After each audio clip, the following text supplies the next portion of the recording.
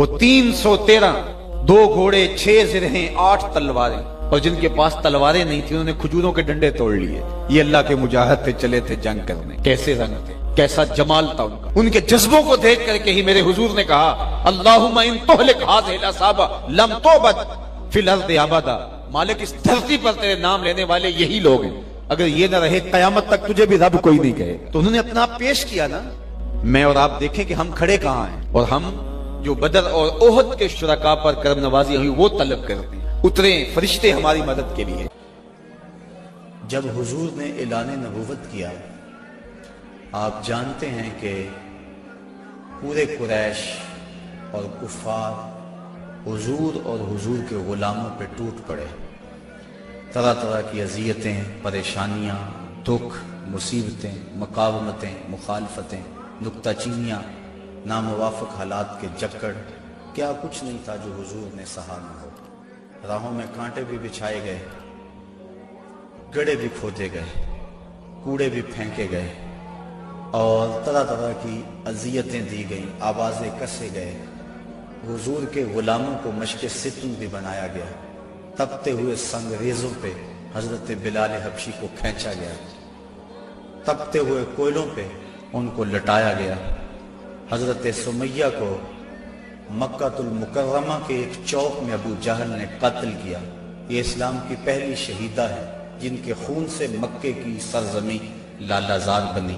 حضرت عمار ابن یاسر کی والدہ حضرت سمیہ رضی اللہ تعالی عنہا، ان کے خون سے مکہ لالہ زار ہوا۔ حضرت یاسر کو شہید کیا گیا۔ کون کون سے دکھ تھے اور دکھوں کی کون کون سی قسم تھی جو آزمائی نہ گئی ہو۔ پھر حضور طائف گئے تو جو مصیبتیں، جو دکھ وہاں پہنچے وہ ایک الگ دردناک کہانی ہے۔ حضرت ام المومنین سیدہ عائشہ صدیقہ رضی اللہ تعالی عنہا فرماتی، میں نے ایک دن حضور سے پوچھا، حضور احد کے دن سے سخت بھی زندگی میں کوئی دن آیا تھا؟ صحابہ کی نظر میں احد کے دن سے سخت دن کوئی نہیں گزرا ہے۔ جب حضور کے سکے چچا شہید کر دیے گئے اور ان کا مسلح بنایا گیا، اعضائے بدنیاں کاٹ لیے گئے اور ان کا ہار پرویا گیا، حضور کے سر پہ پٹی بندھی ہوئی تھی، آنکھوں میں آنسو تھے، اور بار بار پوچھتے تھے ما فعل امی، میرے چچا کی کہانی سناؤ، میرے چچا کی بات سناؤ۔ تو یہ سخت ترین دن تھا۔ تو عرض کی حضور کیا احد کے دن سے سخت دن بھی کبھی زندگی میں آیا؟ فرمایا ہاں عائشہ، جب طائف کے بازاروں میں تیری قوم نے مجھے پتھر مارے تو یہ دن احد کے دن سے بھی سخت تھا۔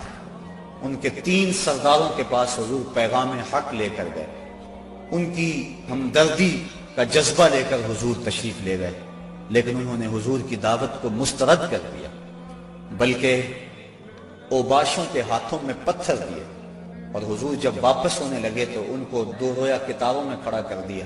وہ حضور کے پاؤں پہ پتھر مارتے تھے، حضور پاؤں اٹھاتے تو وہ دوسرے پاؤں پہ پتھر مارتے۔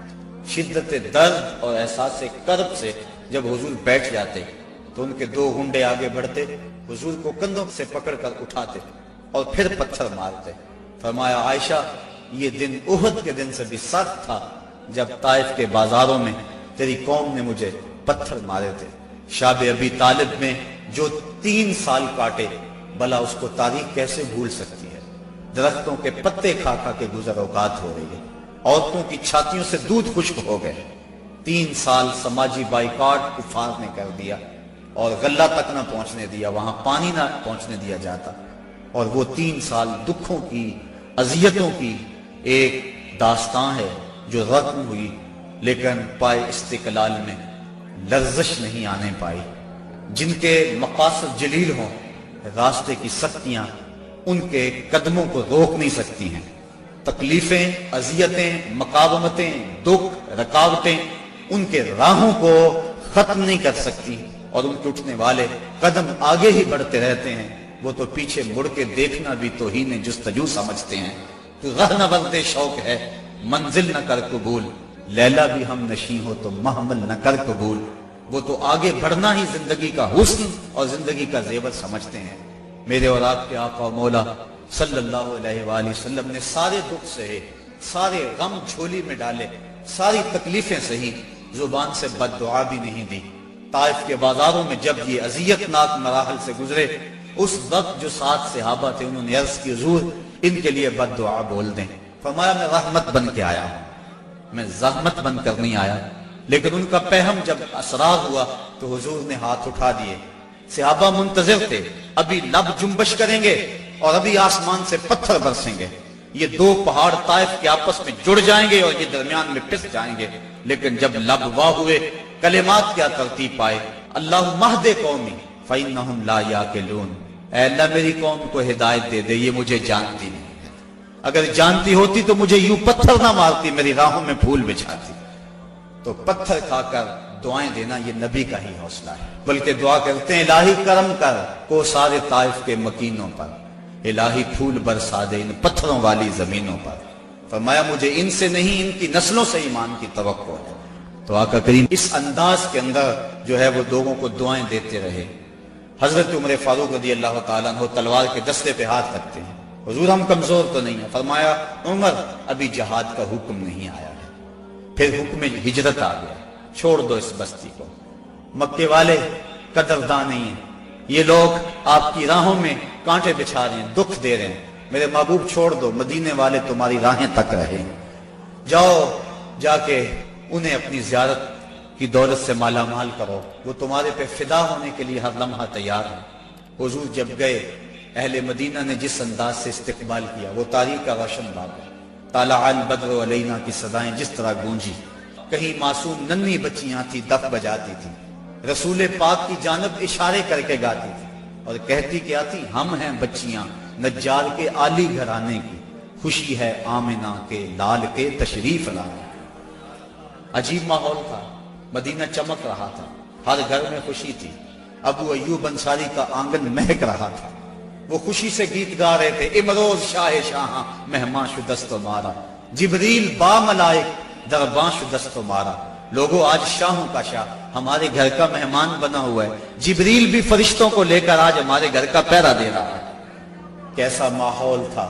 آقا کریم نے یہاں آ کے ریاست مدینہ کی طرح ڈالی اور یہاں ایک نظم قائم کیا, یہودیوں سے معاہدے کیے.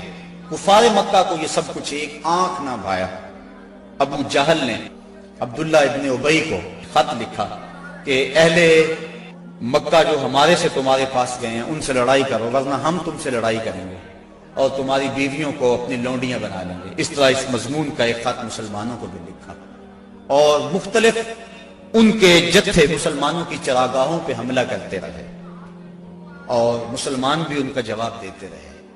عمر حضرمی کا قتل ایک اہم ایشو بنا اور اس کے بعد ابو سفیان کا قافلہ جو شام سے واپس آ رہا تھا, تو جب انہیں خطرہ لاحق ہوا تو اس نے زمزم غفاری ایک شخص کو سونا دے کر بھیجا کہ جاؤ جا کے تم اہل مکہ کو بتاؤ کہ تمہارا قافلہ خطرے میں ہے اور مدد کو پہنچو. یہ ادھر سے چل پڑا, ادھر حضور کی پھپھی حضرت عاتقہ سلام اللہ علیہا کو خواب آیا کہ ایک سوار اونچی پہاڑی پہ چڑھ کے کہہ رہا ہے کہ اے اہل غدر اپنی قتل گاہوں کو 3 دن کے اندر اندر دوڑو. تو اس کے بعد وہ اونٹ سوار کعبۃ اللہ کی چھت پہ آ گیا اور یہ آواز وہاں بھی لگا ہے. پھر جبل ابی قبیس پہ آ گیا اور وہاں اس نے یہ آواز لگائی, لوگ اکٹھے ہو گئے اور پھر ایک بہت بڑی چٹان پتھر کے اوپر سے گری اور ٹکڑے ٹکڑے ہو گئے. مکے کا کوئی گھر ایسا نہیں تھا جس میں اس کے کنکر اور اس کے ٹکڑے نہ گرے. تو حضرت عاتقہ جب بیدار ہوئی تو انہوں نے اپنے بھائی حضرت عباس بن عبد المطلب رضی اللہ تعالی عنہ کو یہ خواب سنایا. انہوں نے کسی اور کو خواب سنا دیا. چلتے چلتے یہ خواب ابو جہل تک پہنچ گیا. حضرت عباس بن عبد المطلب سین حرم میں طواف کے لیے گئے تو ابو جہل ایک ٹولی کی شکل میں بیٹھا ہوا تھا. کہنے لگا بل فضل, بنو ہاشم میں ایک نبی کافی نہیں تھا کہ ایک نبیہ نے بھی اعلان کر دیا. کہتے میں نے پوچھا کیا ماجرا ہوا, تو اس نے یہ خواب سنایا. میں نے ٹال مٹول کر دی, لیکن اس نے خوب پراپیگنڈا کیا, بلکہ کہا کہ اگر 3 دن تک کوئی ایسا واقعہ نہ ہوا تو ہم چمڑے کے اوپر لکھ کر کعبے کی دیوار سے لٹکا دیں گے کہ سب سے جھوٹا خاندان بنو ہاشم ہے. حضرت عباس رضی اللہ تعالیٰ عنہ فرماتے ہیں کہ میں جب گھر گیا تو مجھے عورتوں نے سخت کوسنے دیے کہ وہ بدبخت پہلے تمہارے مردوں پہ بات کرتا تھا, اب عورتوں پر بھی باتیں کرنے لگ گیا. کہتے میں غصے سے نکلا, میرا خیال تھا جب ملے گا اگر کوئی بات کرے گا تو پھر میں اس کو خوب جواب دوں گا۔ یوں ہی میں سینے حرم میں داخل ہوا تو ابو جہل بھاگ رہا تھا۔ میں سمجھا کہ شاید میرے سے ڈر کے بھاگ گیا، لیکن ماجرا کچھ اور تھا۔ زمزم غفاری آ پہنچا تھا اور وہ ایک اونچے ٹیلے پہ کھڑا ہو گیا تھا۔ اس نے اپنے اونٹ کے کان کاٹ دیے تھے، ناک کاٹ دی اور اپنی قمیض پیچھے سے پھاڑ دی اور زور زور سے کہا اللتیمہ اللتیمہ اے ادرک اللتیمہ، اور تمہارا قافلہ لٹ گیا، تمہارا قافلہ لٹ گیا، الغوث الغوث، مدد کو پہنچو، مدد کو پہنچو۔ کہتے ہیں بھگدڑ مچ گئی، کیونکہ اس قافلے میں پورے مکے کے لوگوں نے مال لگایا ہوا تھا، لہٰذا جلدی جلدی وہ جنگ کی تیاریاں کرنے لگے اور 3 دنوں کے اندر اندر وہ مکے سے کوچ کر گئے۔ ابھی ایک منزل پہ پہنچے تھے کہ ابو سفیان کا قاصد آ پہنچا کہ ہم بخیریت گزر آئے ہیں، تم واپس ہو جاؤ۔ سارے صاحب لوگوں نے مشورہ دیا، لیکن ابو جہل کہتا تھا نہ، ہم نے بدر میں جانا ہے، 3 دن تک وہاں ہم نے قیام کرنا ہے، وہاں شرابیں پئیں گے، وہاں جشن منائیں گے، پورے عرب پہ ہماری دھاک بیٹھے گی۔ اسے بڑے لوگوں نے سمجھایا لیکن وہ ماننے کو تیار نہ ہوا۔ ہر منزل پہ ہر روز کوئی نہ کوئی سردار دعوت کرتا، 9 یا 10 اونٹ ذبح کرتا اور یہ قافلہ آگے بڑھ رہا۔ ادھر حضور نے صحابہ کو جمع کیا، مٹھی پر جماعت، ایک چھوٹا سا گھونسلہ جو تیار کیا تھا، ایک چھوٹی سی کائنات اور دنیا جو حضور نے تیار کی تھی۔ حضور نے فرمایا صحابہ مجھے مشورہ دو، اشیروا علی ایھا الناس، لوگوں مجھے بتاؤ کیا کیا جائے۔ حضرت عمر فاروق رضی اللہ تعالی عنہ، حضرت ابو بکر صدیق رضی اللہ تعالی عنہ، انہوں نے عرض کی حضور آپ جو چاہیں ہم آپ کے ساتھ ہیں۔ حضرت مقداد نے عرض کی حضور آپ برق الغماد تک بھی جانا چاہیں تو ہم آپ کا ساتھ دیں گے۔ حضور نے فرمایا مجھے مشورہ دو۔ ابو بکر و عمر نے عرض کی اے ہادی دورہ، ہمارے مال و جان اولاد سب کچھ آپ پر قربان، غلامان محمد جان دینے سے نہیں ڈرتے، یہ سر کٹ جائے یا رہ جائے کچھ پرواہ نہیں کرتے۔ اٹھے مقداد، عرض کی اے سرور عالم، نہیں ہیں قوم موسیٰ کی طرح کہہ دینے والے ہم، ہمارا فخر یہ ہے ہم غلامان محمد ہیں، ہمیں باطل سے کیا ڈر، زیر دامان محمد۔ حضور علیہ السلام نے پھر فرمایا شیرو علیہ ایھا الناس، لوگو مجھے مشورہ دو۔ حضرت عمر فاروق پھر اٹھے تو حضور نے پھر کہا شیرو علیہ ایھا الناس، لوگو مجھے مشورہ دو۔ تو حضرت سعد بن معاذ اٹھے، عرض کی شاید حضور کی مراد انصار سے ہے، ادب سے عرض کی انصار ہیں ہم یا رسول اللہ، غلامان شہ ابرار ہیں ہم یا رسول اللہ، اگر ارشاد ہو بحر فنا میں کود جائیں ہم، ہلاکت خیز گرداب بلا میں کود جائیں ہم، نبی کا حکم ہو تو پھاند جائیں ہم سمندر میں، جہاں کو محو کر دیں نعرہ اللہ اکبر میں، یہ قریش مکہ تو کیا چیز ہیں، دیووں سے لڑ جائیں، سنانے نیزہ بن کے سینہ باطل میں گڑ جائیں۔ حضور آپ کا حکم تو ہو۔ آقا کریم علیہ السلام خوش ہو گئے، فرمایا چلو بدر کی طرف پیش قدمی ہوئی۔ 313 افراد پر مشتمل یہ قافلہ جب مدینے سے نکلا تو عجیب حالت تھی، مختصر سامان تھا، 2 گھوڑے، 6 زرہیں، 8 شمشیریں، پلٹنے آئے تھے یہ لوگ دنیا بھر کی تقدیریں۔ مسلمان جب نکلے نا تو ان کے پاس تلواریں بھی 8 تھیں، اور وہ بھی مورخین لکھتے ہیں سلامت نہیں تھی، کسی کا دستہ ٹوٹا ہوا تھا، کسی کی نوک نہیں تھی، کوئی زہر میں بجھنے والی تھی، اور 2 گھوڑے تھے، 70 اونٹ تھے، اور 6 زریں تھیں۔ جن کے پاس تلواریں نہیں تھی انہوں نے کھجوروں کے ڈنڈے توڑ لیے۔ اللہ اکبر، کیسا منظر تھا، کیسا ماحول تھا۔ یہ لشکر ساری دنیا سے انوکھا تھا، نرالا تھا کہ اس لشکر کا افسر کالی کملی والا تھا، عجیب رنگ تھا اس لشکر کا، چشم فلک نے کبھی ایسا منظر نہیں دیکھا ہوگا۔ فاقہ مست لوگ جن کے بدن پہ پورے کپڑے بھی نہیں ہیں، اور دنیا کی اس وقت کی بڑی طاقت سے ٹکر لینے کے لیے پورے جذبوں کی فراوانی سے جب مدینے سے باہر نکلے تو یہودی اپنی دکانوں پہ بیٹھے ہوئے تھے۔ انہیں دیکھ کر کہنے لگے مسلمانوں تمہارے پاس نہ کوئی اسلحہ، نہ کوئی نیزے، نہ کوئی بھالے، نہ کوئی خنجر، نہ تیغ و تبر، تم کس راستے پہ جا رہے ہو؟ آلات حرب و ضرب تو تمہارے پاس ہے نہیں۔ تو مسلمانوں نے حضور کی طرف اشارہ کر کے کہا نہ تیغو تیر پر تکیا، نہ خنجر پر، نہ بھالے پر، بھروسہ ہے تو اس سادی سی کالی کملی والے پر۔ ہمارا تو آسرا حضور کی ذات ہے، ہم تو حضور کے سہارے جا رہے ہیں، بنا کر اپنے سینوں کی سپر آیات قرآن کو، بظاہر چند تن کے روکنے نکلے تھے طوفان کو۔ یہ چند لوگ میدان کی طرف بڑھ رہے تھے، حضور علیہ السلام نے 3 اشخاص کے لیے 1 اونٹ مقرر کر دیا کہ باری باری سوار، اور اپنے لیے حضور نے 1 اونٹ تنہا مقرر نہیں کیا بلکہ اپنے ساتھ بھی 2 سوار مقرر کیے، حضرت ابو لبابہ اور حضرت علی المرتضیٰ رضی اللہ تعالی عنہما۔ اور خود حضرت علی المرتضیٰ اور حضرت ابو لبابہ نے عرض کی، حضور ہم اپنی باریاں چھوڑتے ہیں، آپ سوار ہیں۔ فرمایا نہ تو تم میرے سے طاقتور ہو کہ تم چل سکتے ہو پیدل، میں نہیں چلتا، اور نہ مجھے ثواب سے بے نیازی ہے کہ ثواب تمہیں چاہیے مجھے نہیں چاہیے۔ فرمایا اپنی باری پہ تم سوار ہوگے، اپنی باری پہ میں سوار ہوں گا۔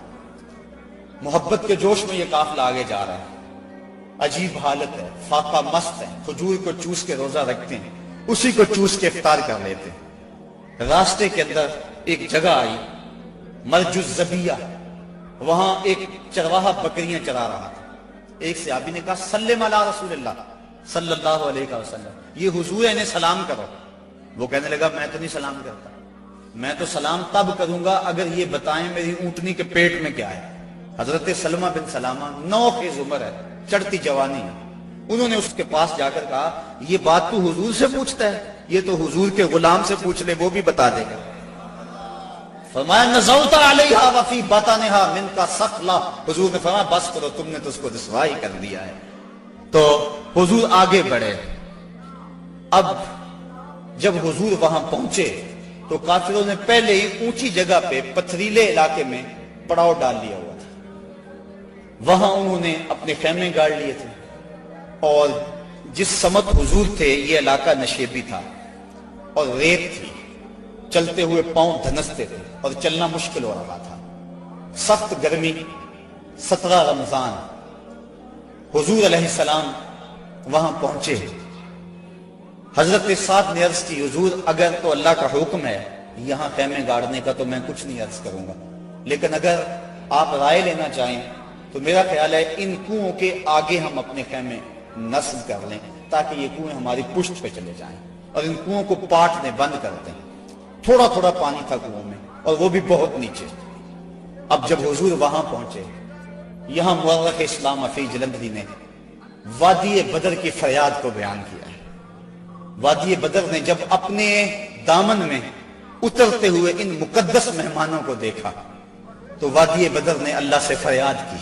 سنو بدر نے کیا کہا، الہی کیا خبر تھی، ایک دن ایسا بھی آئے گا کہ تیرا ساقی کوثر یہاں تشریف لائے گا۔ خبر کیا تھی، یہاں تیرے نمازی آ کے ٹھہریں گے، شہید آرام فرمائیں گے، غازی آ کے ٹھہریں گے۔ مالک مجھے پتا ہوتا طوفان نوح میرے اوپر سے گزرا تھا، میں کوئی پانی جمع کر رکھتی، آج ان غازیوں کو، ان مجاہدوں کو میں پانی پیش کرتی، میں شبنم کے قطرے جمع کرتی رہتی، اور آج تیرے رسول کے غلاموں کو وہ پانی پیش کر دیتی۔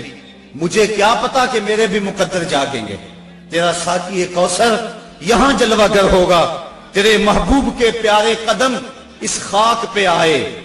الہی حکم دے سورج کو اب آتش نہ برسائے، میرے مالک سورج کو کہہ دے اب یہ تو نہ آگ برسائے، تیرے محبوب کے قدم اس دھرتی پہ آگے ہیں، اور میرے دامن سے جب تیرے محبوب کے غلاموں کو ہوائے گرم آئے گی تو مجھ کو رحمت للعالمین سے شرم آئے گی۔ یا اللہ میری فریاد پوری کر لے۔ اس وادی نے فریاد کی اور دعا کرتے ہوئے وادی نے کہا برائے چند ساعت ابر بارہ بھیج دے یا رب، برائے چند ساعت ابر بارہ بھیج دے یا رب، بہاراں بھیج دے یا رب، بہاراں بھیج دے یا رب۔ وادی نے یہ دعا کی، دعا صحرا نے مانگی، دام نے امید پھیلا کر، یکا یک ابر بارہ آسماں پر چھا گیا آ کر، مدینے کی بلندی سے جو رحمت کی گھٹا اٹھی تو استقبال کو فردوس کی ٹھنڈی ہوا اٹھی۔ عجیب منظر بن گیا، اچانک بارش برسنا شروع ہو گئی، اور یہ نشیبی علاقے کے اندر جو ریت تھی وہ جم گئی اور حوض پانی سے بھر گیا، اوپر کیچڑ ہو گیا، وہ چلتے ہیں تو ان کے پاؤں پھسلتے ہیں اور یہاں پاؤں جمنے لگے۔ یہ اللہ کی پہلی مدد تھی جو بدر میں مسلمانوں کو پہنچی۔ رات ہوئی، کفار نے عیش و نشاط کی بزم سجائی، لونڈیاں ساتھ آئی تھیں اور گانے والی عورتیں ساتھ تھی جو گا گا کے ان کو داد عیش دیتی تھی، اور شرابوں کے جام لڑائے جانے لگے۔ ادھر فاقہ مستوں کی یہ مٹھی بھر جماعت، حضور کے لیے مسجد عریش بنائی گئی، ایک چھپر تیار کیا گیا۔ حضرت ابوبکر صدیق رضی اللہ تعالیٰ عنہ حضور کے پیرے کے لیے کھڑے ہو گئے۔ فرماتے ہیں ساری رات حضور نے سجدوں میں، قیام میں اور رکوع میں گزار دی۔ ساری رات اللہ کی بارگاہ میں روتے رہے اور اللہ کی بارگاہ میں عرض کرتے رہے، اللہم ھذا قریش اقبلت بخیلائھا وفخرھا تحادک وتکذب رسولک اللہم فنصرک الذی وعدتنی۔ اے اللہ یہ قریش بڑے فخر سے آئے ہیں، تجھے بھی جھٹلاتے ہیں، تیرے رسول کی بھی تکذیب کرتے ہیں، میرے مالک جو میرے سے وعدہ کیا ہے وہ وعدہ پورا کرتے۔ حضرت ابوبکر صدیق رضی اللہ تعالیٰ عنہ فرماتے ہیں حضور کی چادر انور سر سے سرک کے کندھوں پہ آ جاتی اور کندھوں سے سرک کے حضور کی کمر پہ آ جاتی، اور میں حضور کی چادر دوبارہ سر پہ دیتا اور عرض کرتا بس کرو یا رسول اللہ، بس کرو، اللہ کی مدد آ جائے گی، بس کرو۔ لیکن حضور بار بار کہتے یا حیو یا قیوم، یا حیو یا قیوم۔ ساری رات حضور نے دعاؤں میں گزار دی۔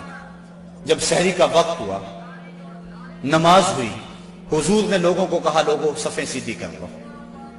حضور نے ہاتھ میں چھڑی یا کوئی تیر پکڑا ہوا ہے اور لوگوں کو کہا کہ صفیں سیدھی کرو۔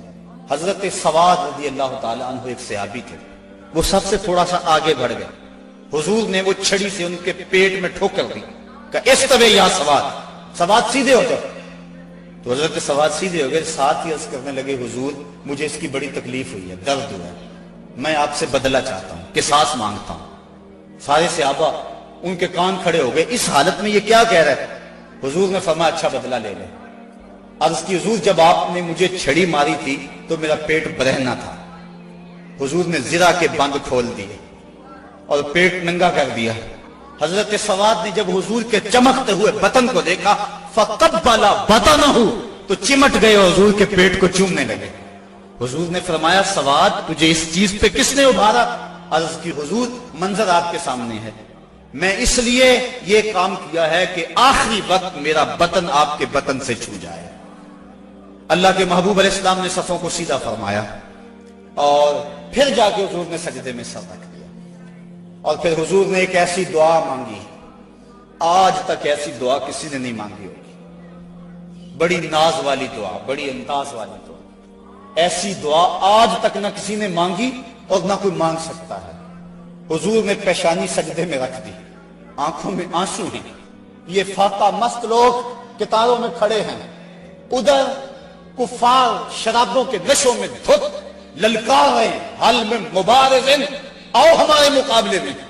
حضور علیہ السلام صحابہ کو صفوں میں کھڑا کر کے آپ پیشانی کو مسجد عریش کی ریت پہ رکھ دیا اور آنکھوں میں آنسو ہیں، اور حضور نے جو دعا کی لفظ سنی، کہا یا رب ان تہلک ہذہ العصابہ لن تعبد فی الارض ابدا۔ میرے مالک میں نہیں کہتا ان کو بچا لے، لیکن دیکھ اس دھرتی پہ تیرا نام لینے والے یہی 313 ہیں۔ میرے مالک اگر یہ نہ رہے تو قیامت تک تجھے بھی رب کوئی نہیں کہے گا، بس یہی 313 ہیں، یہی تیرے نام لیوا ہیں۔ اگر اغیار نے ان کو جہاں سے محو کر ڈالا، قیامت تک نہیں پھر کوئی تجھ کو پوجنے والا۔ الہی عہد لیلۃ المعراج پورا کر، محمد سے جو وعدہ ہو چکا ہے آج پورا کر۔ اللہم ان تہلک ہذہ العصابہ لن تعبد فی الارض ابدا۔ اے اللہ اگر یہ نہ رہے تو قیامت تک تجھے بھی رب کوئی نہیں کہے گا۔ یہ لفظ حضور کی زبان پہ تھے اور چادر سرک کے کندھوں پہ آ گئی، کندھوں سے سرک کے کمر پہ آ گئی۔ حضرت ابوبکر صدیق کہتے ہیں بس کرو یا رسول اللہ، حسبک یا رسول اللہ، حسبک اللہ یا رسول اللہ، حضور اللہ کافی ہے آپ کو۔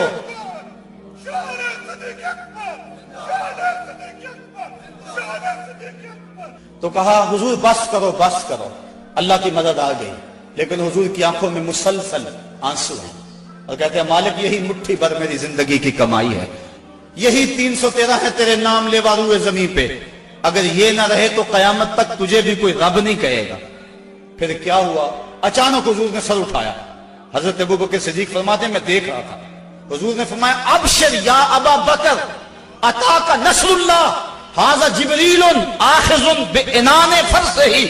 अबू बकर बशारत हो, मुबारक हो, वो देखो अल्लाह की मदद आ गई है, वो देखो जिब्रील घोड़े पे सवार हैं और घोड़े की लगाम को थामे हुए हैं और घोड़े के पांव के ऊपर गर्द जमी हुई है, वो देखो अल्लाह की मदद आ गई। अल्लाह अकबर। हुजूर अलैहिस्सलाम या हय्यु या कय्यूम का वजीफा पढ़ रहे हैं, उधर काफिरों ने कहा हल में मुबारिज़न।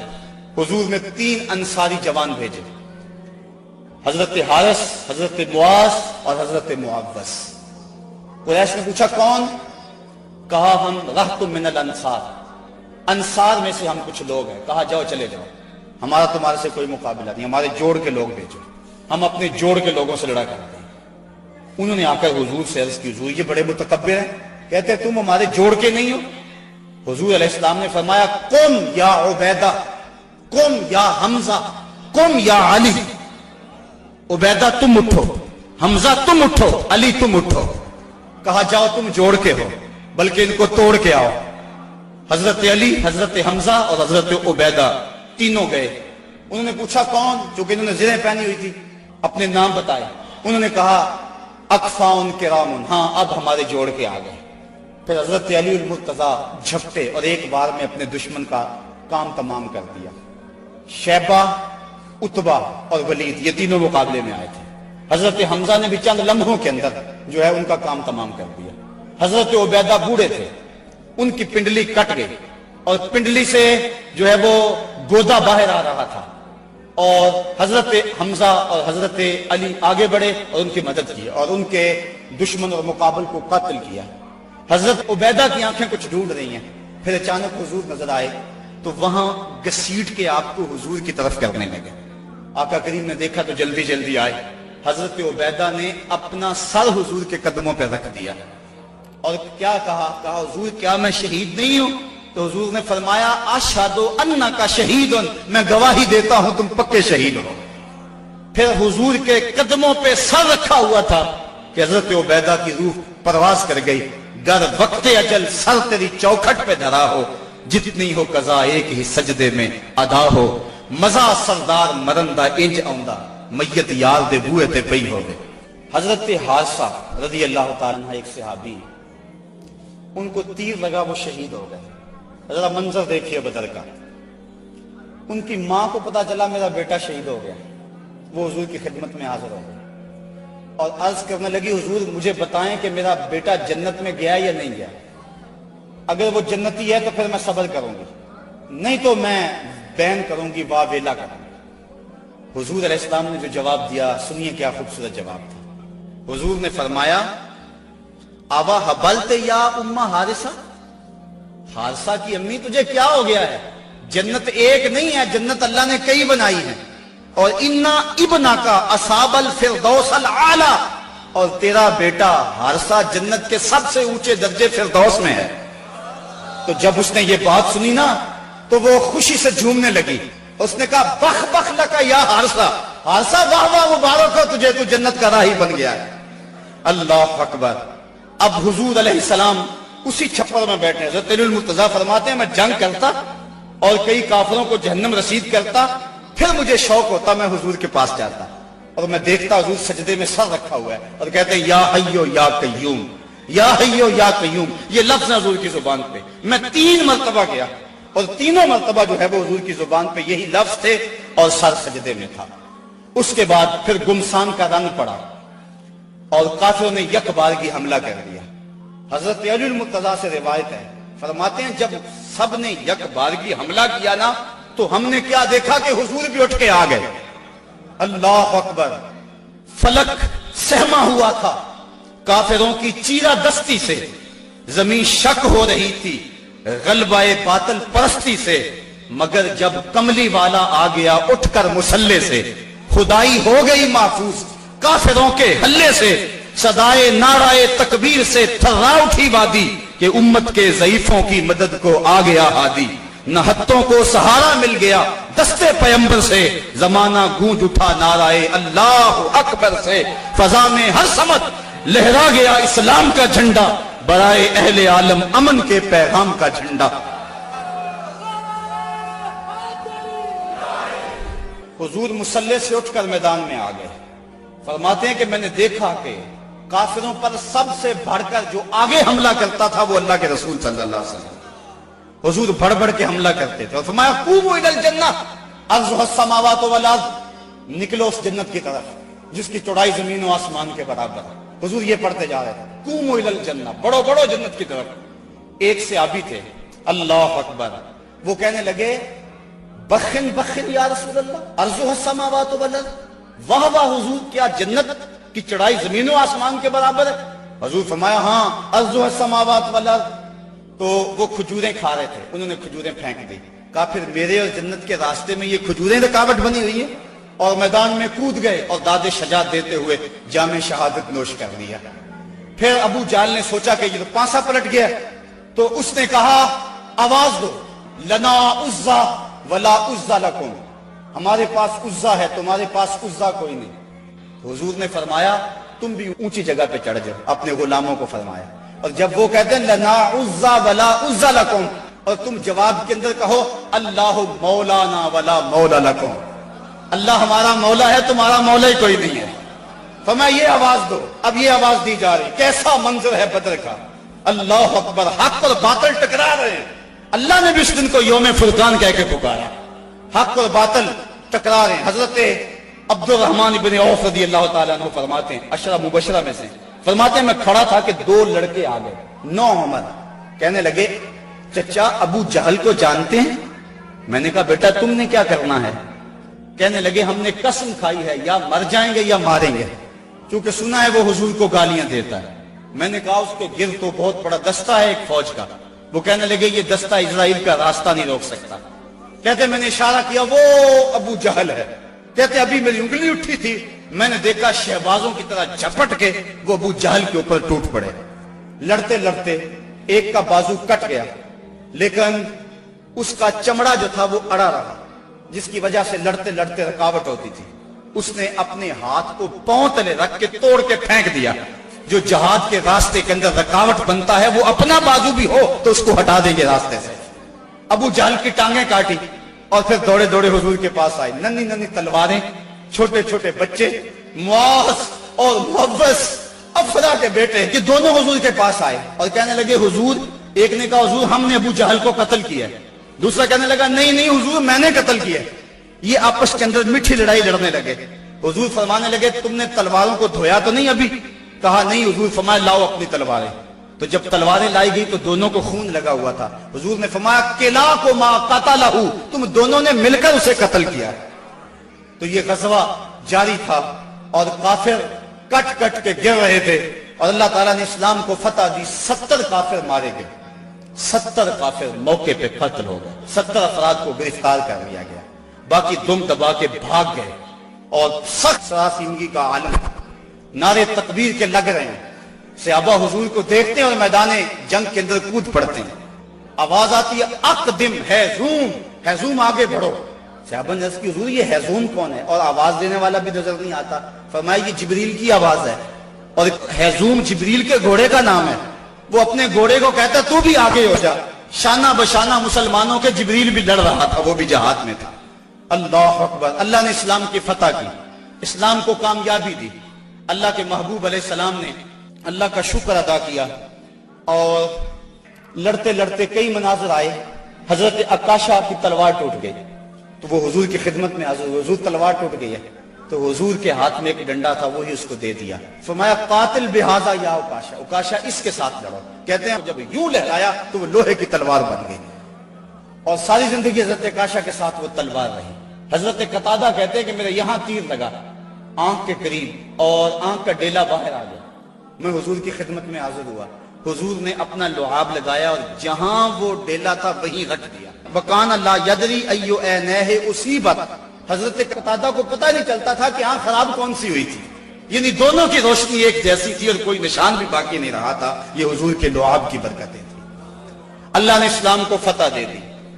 حضور علیہ السلام 3 دن وہاں قیام فرمایا. قیام فرمانے کے بعد حضور وہاں چلے. راستے میں ایک جگہ پہ حضور نے پڑاؤ کیا تو جبریل آ گئے اور جبریل نے کہا رضیتا یا رسول اللہ, حضور آپ راضی ہوئے ہیں کہ نہیں ہوئے ہیں؟ حضور نے فرمایا میں راضی ہو گیا ہوں. کہا مجھے اللہ نے کہا ہے کہ میرے محبوب سے پوچھ کر آنا ہے, اگر اجازت دے تو آنا ہے. تو میں اجازت چاہتا ہوں. حضور فرمایا چلے جاؤ. حضور نے حضرت عبداللہ بن رواحہ اور حضرت زید بن حارثہ